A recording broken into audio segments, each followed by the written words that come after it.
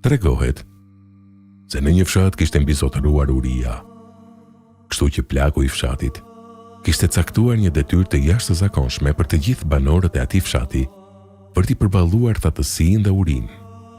Ai u tha atyre se do të vendosë një kazan të madh në mes të fshatit dhe se çdo burrë dhe grua duhet të derdhi një gotë qumësht në kazan.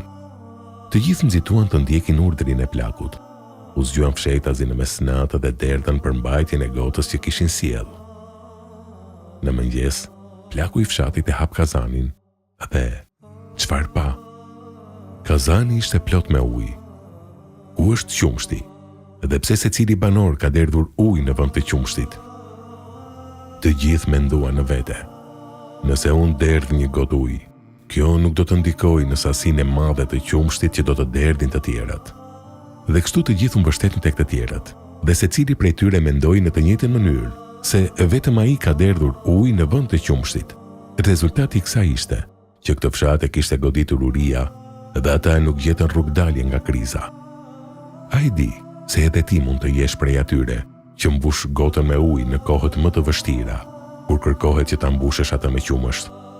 Kur nuk e ndihmon vëllain e varfër, të uritur dhe të veshur keq, duke u justifikuar se këtë do ta bëjnë të tjerët, ti mbush gotën me ujë. Kur nuk e bën punën tënde me përkushtim, me arsyetim se nuk do të vijë të re në morinë e punëve që bëjnë të tjerat, ti mbush gotën me ujë.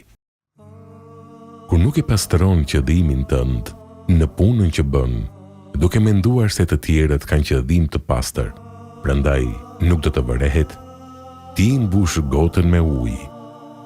Kur nuk jep nga pasuria jote për nevojtarët e umetit, duke menduar se të tjerët do të kujdesen për ta, kur nuk e bën lutjen për ndihmë, mëshirë dhe falje për të gjithë muslimanat, ti mbush gotën me ujë.